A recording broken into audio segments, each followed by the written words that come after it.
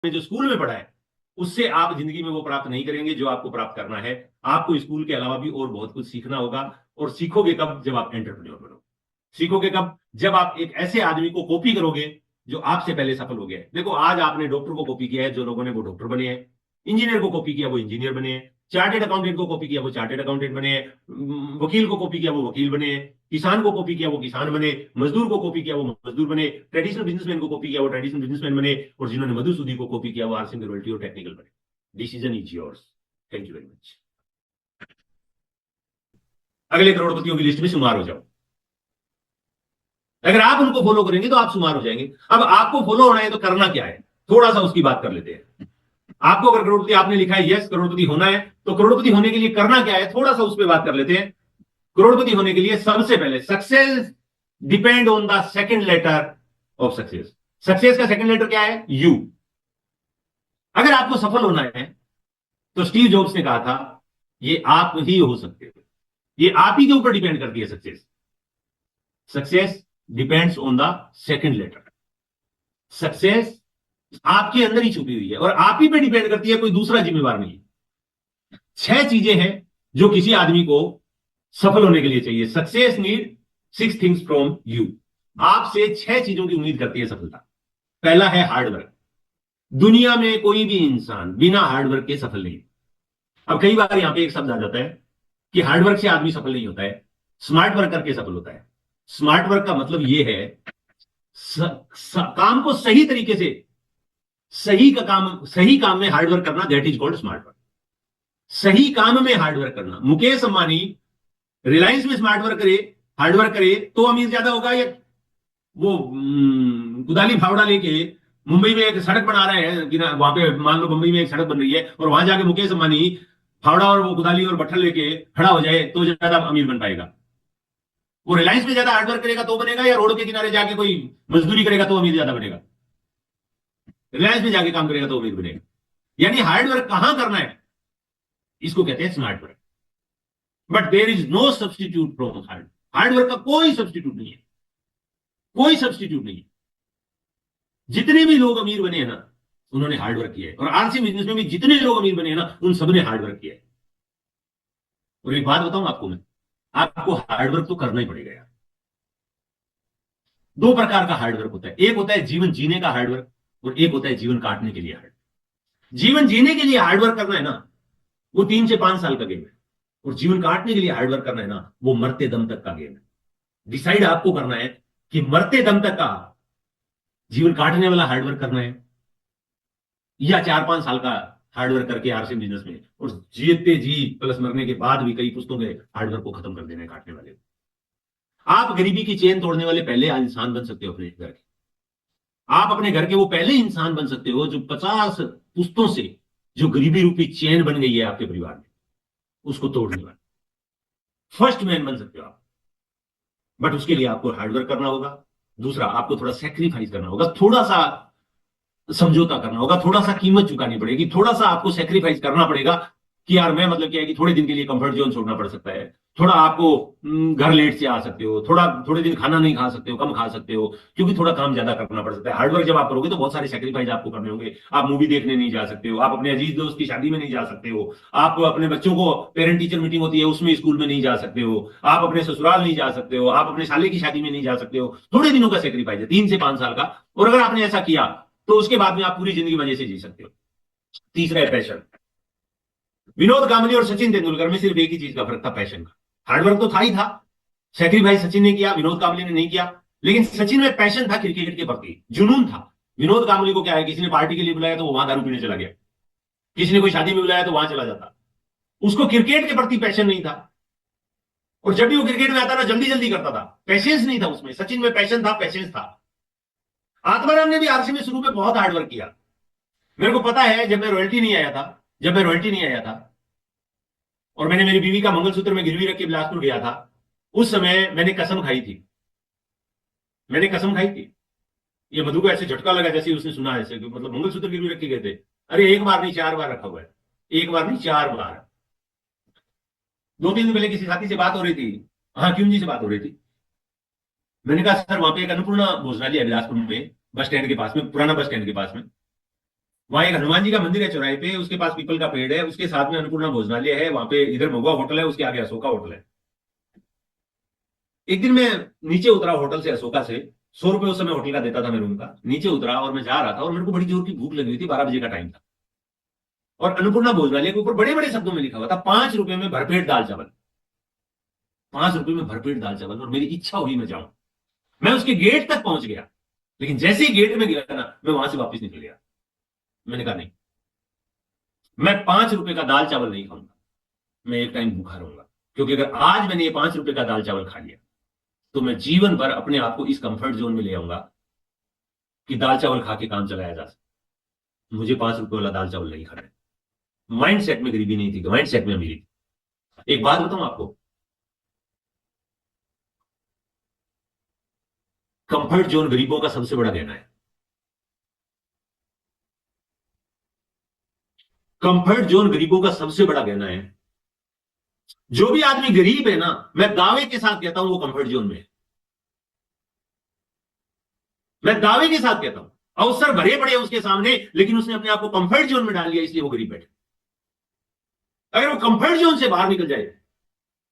मैं वहां से वापस मुड़ा, राजस्थान जलेबी वाले के पास आया, 5 रुपए का समोसा देता था, 5 रुपए की जलेबी देता था, 5 रुपया और निकाला जेब से, 10 रुपए उसको दिया, और 10 रुपए में वो जलेबी खा के, समोसा खा के, पानी पी के जाके वापस होटल में प्लान दिखाने शुरू कर दिए। एक एक दिन में मैंने 50-50 प्लान दिखाई हुए, कमरे में बैठ के, होटल के रूम। और जब मैंने होम मीटिंग स्टार्ट की, तो एक एक दिन में 11-11 होम मीटिंग की हुई है मैंने। और कोई कोई होम मीटिंग तो ऐसी होती थी जिसमें पूरा गांव होता था, चबूतरे पे खड़ा होके, पेड़ के ऐसे वो पन्नी चिपका के, और वहां पे वो पेपर चिपका के मैं प्लान देते आता था। एक बात बताऊं, आत्माराम को तो आज तक मार्केटिंग प्लान नहीं दिखाना आता, दिखाता क्या था? कॉन्फिडेंस। जब आप कॉन्फिडेंस के साथ किसी को कुछ बताते हो ना, तो फिर आपको प्लान में ए और किधर ही लिखो, जैसे मर्जी। मैं तो 9वीं पास हूं, वैसे भी मेरा लिखा हुआ मैं पढ़ सकता हूं, दूसरा कोई पढ़ ही नहीं सकता है। तो प्लान का तो मतलब ही नहीं रह गया ना। लेकिन कॉन्फिडेंस इतना ज्यादा होता था और इतना ज्यादा हार्डवर्क करता था, इतने ज्यादा लोगों से मिल लेता था कि मेरे को यह समझ में नहीं आता था कि ना कौन बोलता है, ना समझ में नहीं आता था, सेक्रीफाइस करता था। लेकिन पैशन बहुत था, समझ में आ गया था। अभी तो मंगलसूत्र गिरवी रखा है, अगर आरसीएम नहीं चला तो मंगलसूत्र बेचना भी पड़ेगा, और अगर नहीं चला तो खुद को भी बेचना पड़ेगा। क्योंकि ऐसा कोई रास्ता नहीं था कि आरसीएम के बगैर सपने पूरे किए जा सकते। आज आपको एक चीज बताता हूं यार, चॉइस आपकी है, आपको फैसला करना है। या तो सपनों को आग लगा दो, या बहानों को आग लगा दो, दो में से एक चीज आज आपके पास रहने वाली है। अगर आपने एक्सक्यूज को अपने साथ रख लिया, तो सपनों की आग लग जाएगी, और अगर आपने एक्सक्यूज को आग लगा दी, तो सपने आपके पास रह जाएंगे। डिसाइड आपको करना है, आपको क्या चाहिए। पैशन एक ऐसा शब्द है जिसने विराट कोहली को विराट कोहली बनाया। पैशन एक ऐसा शब्द जिसने सचिन को सचिन बनाया। पैशन एक ऐसा शब्द जिसने दिवालिया अमिताभ को मिलेनियम स्टार बनाया। पैशन एक ऐसा शब्द जिस चाय वाले को प्रधानमंत्री बनाया। पैशन एक ऐसा शब्द है जिसने केबल वाले को हिंदुस्तान का डायमंड बनाया।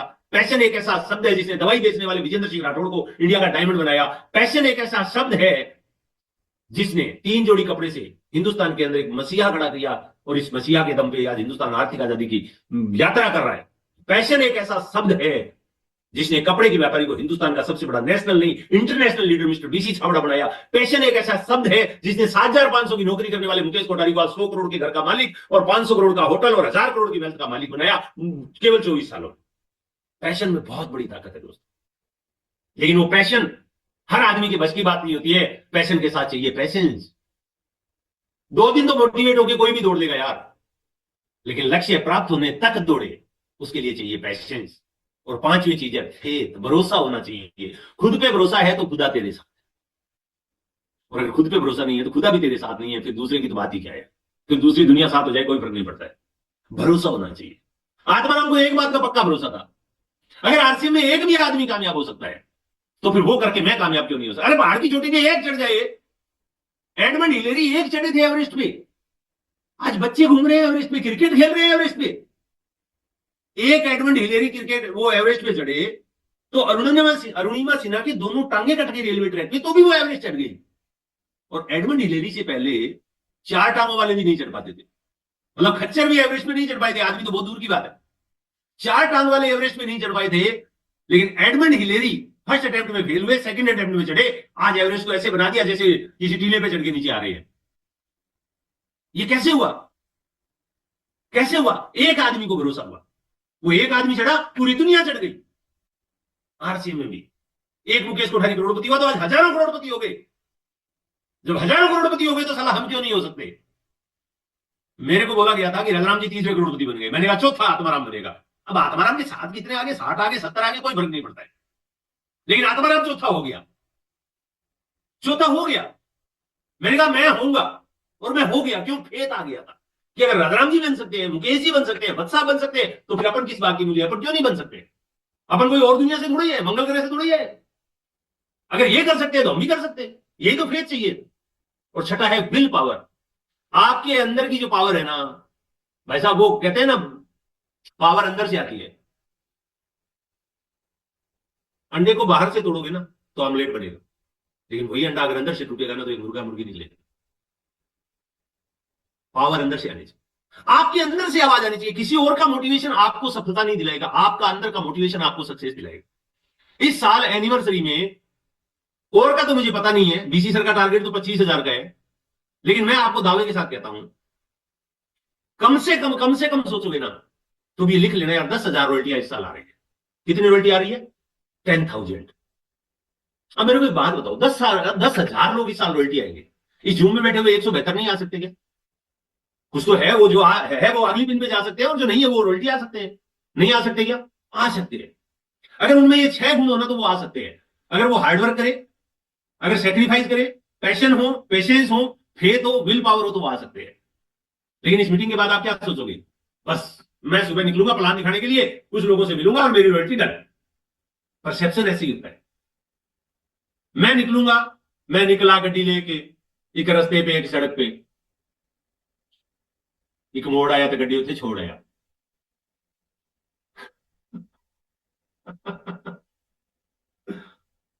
आप जब निकलोगे ना, आप ऐसी रोड सोचोगे, मिलने वाली ये है, मिलेगी ये।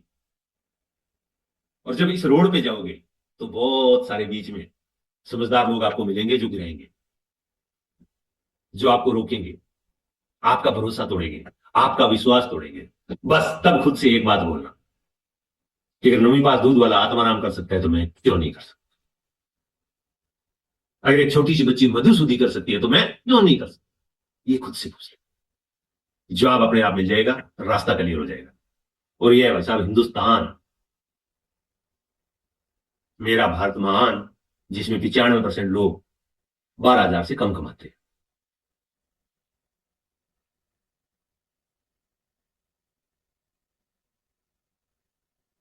प्रेम चोपड़ा का एक डायलॉग है फिल्म का, मेरे को बोलना ना पड़े, ये अमाउंट से क्या कर लो? अब आप बोलो नहीं नहीं नहीं, ये तो पहले वालों की है, हमारी तो किस्मत बदल जाएगी ना। अभी हम तो अभी अमीर बन जाएंगे ना। क्यों? बोला भारत तीसरी अर्थव्यवस्था बन चुका है दुनिया की, तीसरी सबसे बड़ी इकोनॉमी बन चुका है, थोड़े दिनों में दूसरी बन जाएगा, फिर पहली बन जाएगा, कागजों में बढ़ा लो। भारत के अंदर तो हो रहा है, लेकिन टॉप 50% जो है ना, आपकी जीडीपी का टोटल 50% तो ऊपर वाले 5% ही लेके बैठे हुए हैं। $4 ट्रिलियन में से $2 ट्रिलियन तो ऊपर वालों का है, और उस 2 ट्रिलियन में से 1 ट्रिलियन तो ऊपर के 10 लोगों का ही है। नीचे का जो बॉटम लाइन है ना, वहां कुछ नहीं है, 0 बटे सन्नाटा है। और उस 0 बटे सन्नाटा के अंदर 81 करोड़ लोगों को भारत सरकार फ्री राशन देती है। अगले साल वो 90-95 होने वाले हैं। जिस देश में 81 करोड़ लोग गरीबी के वाले राशन पे पलते हो, फ्री के राशन पे पलते हो, क्या सोचोगे आप उसके बारे में? 60% आबादी अगर गरीबी रेखा से नीचे जीवन यापन कर रही हो, 60% आबादी अगर गरीबी रेखा से नीचे जीवन यापन कर रही हो, आप अवसरों की बात करोगे? और ऊपर से एआई आ रही हो, जो सारा काम रोबोटिक का हो रहा हो। जब सारा काम रोबोटिक हो रहा हो, जब ऑटोमेशन में सारा काम रोबोटिक हो गया हो, जब दूसरी जगह अरे सीमेंट का प्लस्तर करता है ना मिस्त्री, वो भी चाइना ने एक बना दिया। और आज तो मैंने ट्विटर पे एक और देखा था, आपके घर में जोमेटो और स्विगी के जो डिब्बे पहुंचाए जाते हैं ना लड़के, 4 साल और कर लो जोमेटो स्विगी की नौकरी, उसके बाद में जोमेटो स्विगी वाला आपको नहीं रखेगा। वो ऐसे ऑटोमेटिक ड्रोन आ रहे हैं, जो ऑर्डर डालोगे खाना आपके घर की छत पे लाके दे देगा, और छत पे अगर जगह नहीं हो तो दरवाजे के सामने उतार देगा और खाना देके वापिस चला जाएगा। आप ये मत सोचना अवसर बढ़ने वाले हैं, अवसर नहीं बढ़ने वाले हैं। अगर बढ़ने वाले होते तो 65 साल में बढ़ चुके होते, 70 साल में बढ़ चुके होते, 75 साल में बढ़ चुके होते। मैं किसी राजनीतिक पार्टी की बात नहीं कर रहा हूं। आप जिसको मर्जी प्रधानमंत्री बना देना, ये आंकड़ा ऐसे का ऐसे रहने वाला है, क्योंकि मैंने इन इक्वलिटी, वो इन इक्वलिटी नहीं, फोर्थ इंडस्ट्रियल रिवोल्यूशन पढ़ा था थोड़े दिन पहले। पिछले 4 जो इंडस्ट्रियल रिवोल्यूशन हुए ना, उनका ये कहना है कि दुनिया में जब भी इंडस्ट्रियल रिवोल्यूशन होता है, मतलब औद्योगिक क्रांति जब होती है ना अलग अलग टाइप की, उस समय गरीबी और अमीरी की खाई बढ़ती जाती है हमेशा। अमीर बहुत अमीर होता जाता है, गरीब और गरीब होता जाता है। तो आपके अमीर होने के चांसेस डायरेक्ट सेलिंग को अगर आप नहीं पकड़ोगे तो दूसरे फील्ड में है ही नहीं। थोड़े दिन पहले मैं बोलता था शायद मुश्किल हो, आज मैं डंकी की चोट पे बोलता हूं है ही नहीं। वो मुकेश जी ने एनिवर्सरी में क्या बोला था, अपनी तो जैसे तैसे कट जाएगी, आपके बच्चों का क्या होगा जनाब अली। मैं तो बच्चों का भी नहीं, मैं तो खुद ही का कह रहा हूं, नहीं कटने वाली है भाई। क्योंकि 95% इंडियन 12,000 से कम कमा रहे हैं और 12,000 में कुछ भी नहीं आता है। इसलिए आपको सेकंड इनकम की जरूरत है। हर हाल में, हर काल में आपको सेकंड इनकम की जरूरत है, और सेकंड इनकम आरसीएम से बेस्ट कोई नहीं दे सकता है। मेरे को एक बात बताओ यार, इन बेचारे गरीबों को सेकंड इनकम की जरूरत है और आपको जरूरत नहीं है। इनकी सबकी 8-8, 10-10 कंपनियां हैं। चाहे आप गौतम अडानी जी को देख लो, चाहे आप मुकेश अंबानी जी को देख लो, चाहे एचएल के शिव नाडर साहब को देख लो, चाहे आनंद महिंद्रा साहब को देख लो, इनको महिंद्रा जी को देख लो, और चाहे राधाकृष्ण अंबानी जी को देख लो। इनकी सबकी 10-10, 12-12 कंपनियां हैं। हमारे में से आधों की 1 लाख चल रही है, वो सेकंड लाख में 1-15 करके रॉयल्टी नहीं ला पा रहे हैं, और कईयों की तो 2 चल रही है आधी अधूरी, एक को 3.5, एक को 1.15 करके रॉयल्टी नहीं ला पा रहे हैं। मतलब ये गरीब बेचारे 15-15 लाख बोल रहे हैं, 1-1 लाख में 1-1 कंपनी है, और हमसे 1.15 का बिजनेस नहीं हो रहा है, और ऊपर से ये सोचते हैं चला भगवान ने हमारी किस्मत, अरे तुम्हें शुक्र मनाओ आदमी बना दिया उसने। किस्मत तो ऐसी थी कि आदमी बनने के लायक ही नहीं। बना किसने दिया आदमी? मेरे सामने हुए तो मैं उससे पूछूं कि ये भी आदमी है और ये भी आदमी है, जिसे 1.15 नहीं हो रहा है सेकंड लाइन में, जिसे 4 पैसे नहीं हो रहा है टोटल, ये आदमी नहीं है। ये आदमी के रूप में एक वो मजाक है जो सारी जिंदगी कहता है मेरे को चाहिए सब कुछ और करना नहीं चाहता है कुछ भी। मेरे भाई, मौके जिंदगी में बार बार नहीं आते हैं, इनको मौके बनाने पड़ते हैं। हमारे पास मौका बना बनाया पड़ा है। देखो, गरीबों का भगवान हमेशा से था, है और रहेगा। इतना आसान रास्ता दे रखा है उसने गरीबों को अमीर बनने के लिए कि 2 मिनट में अमीर बन सकते हैं, चुटकियों में अमीर बन सकते हैं, चुटकियों में हिंदुस्तान के टॉप 10% में आ सकते हैं, 20 में तो पक्का आ जाएंगे यार, चुटकियों में। बट उसके लिए ये गरीब जो करते हैं ना, वो थोड़ा सा तो करना पड़ेगा। ये बेचारे पैसे खुद लगाते हैं, खोपड़ी खुद लगाते हैं, आइडिया खुद बनाते हैं, प्लान खुद बनाते हैं, एग्जीक्यूट खुद करते हैं, मेहनत खुद करते हैं, रिस्क खुद उठाते हैं। इधर सारा काम हमारे लिए टीसीजी करते हैं। मुकेश अंबानी ने जियो चालू किया, पैसा खुद लगाया, प्लान खुद बनाया, आइडिया खुद लाया, इन्वेस्टमेंट खुद किया, मेहनत खुद की, 7 साल वेट किया, तब जाके जियो का रिचार्ज आपने 100-150 रुपए का किया। ये बेचारे ने कितना सेक्रीफाइस किया, कितना पेशेंस रखा 100 रुपए आपसे लेने के लिए, कि 5 साल तक आपको फ्री सर्विस दी, 2 साल 3 साल पहले आपके लिए केबल बिछानी शुरू की, नौकरी पे लोगों को रखा, सब कुछ किया, 7 साल का पेशेंस रखा आपसे 100 रुपया लेने के लिए। आप अगले 7 महीने में 50,000 रुपए महीने के आदमी बन सकते हो भैया। 7 महीने मेहनत नहीं कर सकते? चाहो ना तो इसी महीने ठोक सकते हो, चाहो तो इसी महीने कर सकते हो, लेकिन करना वही पड़ेगा जो इन्होंने किया, क्योंकि नहीं तो कुदरत इनके साथ इंसाफ नहीं करेगी, अन्याय हो जाएगा। नेटवर्क इन्होंने बनाया, नेटवर्क हमें बनाना होगा। बट हमारे वाले नेटवर्क में अपलाइन है, इनके साथ तो अपलाइन नहीं होती है, इनकी तो टांग खींचने वाली अपलाइन होती है। मुकेश अंबानी कुछ करेगा तो दूसरा कोई आगे घुसट जाएगा उसमें, उसके धंधे में भी टांग खींचेगा। हमारे वाले में तो सब आपके साथ है, अपलाइन आपके साथ है, क्रॉस लाइन आपके साथ है, डाउन लाइन आपके साथ है, कंपनी आप, अरे सारी दुनिया आपके साथ है। तकलीफ ये है कि आप अपने साथ नहीं है तो दुनिया क्या करेगी? जब आप खुद अपने साथ नहीं होंगे तो दुनिया क्या करेगी? Choose your best career. सबसे बेस्ट कैरियर है आपसे, मेरे को तो इससे बेस्ट कुछ लगा नहीं, मेरे को तो इससे बेस्ट कुछ लगा नहीं। क्या करना है? यही आपको ज्वाइन करना है, ये ग्रोथ है आरसीएम की, स्किल इट, किल इट, और ये 6 काम है जो रोज करने होते हैं। ये मधु आपको बहुत अच्छे से बताती रहती है, और ये 6 कामों को बेसिक है, 6 बेसिक। लिस्ट बनाना है, प्रोस्पेक्टिंग करना है, नए लोगों को ज्वाइन करवाना है, और ये 6 चीजों को रोज करो। मेरी गारंटी है 3 महीने में रॉयल्टी लेके काम को खत्म कर दो। नेवर गिव अप, हार नहीं मानना यार। 3 के 6 लग जाए तो भी कोई फर्क नहीं पड़ेगा। बी फास्ट और बी लास्ट। ये सवाल मैंने मेरे से पूछा कई बार, बी फास्ट और बी लास्ट, और मैं हमेशा फास्ट में बिलीव करता हूं, क्योंकि जिंदगी मौका बार बार नहीं देती। हमें मौका एक ही मिला है, इसमें कुछ भी कर सकते हैं। किससे सलाह लो? मैंने मेरे पड़ोसियों से सलाह ली थी, 6 महीने लेट हूं इसलिए राइजिंग कोर में बैठा हूं। अगर सलाह अपलाइन से ली होती तो कोर में बैठा हूं। आप ये गलती मत करना जो मैंने की है। सलाह दोस्तों से, रिश्तेदारों से, पड़ोसियों से मत लेना, सलाह उससे लेना जो एक सफल आदमी है, जो इस बिजनेस में सफल हुआ है। आपका फैसला है, आपको क्या करना है, फैसला आप ही को लेना है। बीमार होने के बाद आप डॉक्टर की सलाह लेते हो, आम आदमी की नहीं लेते हो। यहां भी अगर आपके बिजनेस में कुछ गड़बड़ हो तो एक सफल अपलाइन से बात करिएगा। डू और do not, there is no try. बहुत सारे साथी आज ट्राई करने वाले हैं, चलो कोशिश करके देखता हूं रॉयल्टी आती है क्या, नहीं करना। हाथ जोड़ के विनती है, करना ही मत। डू, या तो करना है या नहीं करना है, ये ट्राई मत करना यार, क्योंकि ट्राई करके कुछ नहीं होता है। मैं जो छुट्टियां स्कूल में जो टाइम लगाया वो एक तरह से वेकेशन का टाइम था, और वो टाइम लगा के मेरे को लगा मैंने जिंदगी में सारा अचीवमेंट प्राप्त कर लिया, सारा अचीवमेंट प्राप्त कर लिया, इसलिए मैं जिंदगी में कभी भी दोबारा छुट्टी पे नहीं जा पाया। इसका मतलब यह है कि सिर्फ आपने जो स्कूल में पढ़ा है उससे आप जिंदगी में वो प्राप्त नहीं करेंगे जो आपको प्राप्त करना है। आपको स्कूल के अलावा भी और बहुत कुछ सीखना होगा, और सीखोगे कब, जब आप एंटरप्रेन्योर बनोगे। सीखोगे कब, जब आप एक ऐसे आदमी को कॉपी करोगे जो आपसे पहले सफल हो गया है। देखो आज आपने डॉक्टर को कॉपी किया है, जो लोगों ने वो डॉक्टर बने हैं। इंजीनियर को कॉपी किया वो इंजीनियर बने हैं। चार्टेड अकाउंटेंट को कॉपी किया वो चार्टेड अकाउंटेंट बने हैं। वकील को कॉपी किया वो वकील बने हैं। किसान को कॉपी किया वो किसान बने। मजदूर को कॉपी किया वो मजदूर बने। ट्रेडिशनल बिजनेसमैन को कॉपी किया वो ट्रेडिशनल बिजनेसमैन बने। और जिन्होंने मधुसूदी को कॉपी किया वो आरसिंग रॉयल्टी और टेक्निकल बने। Decision is yours. Thank you very much.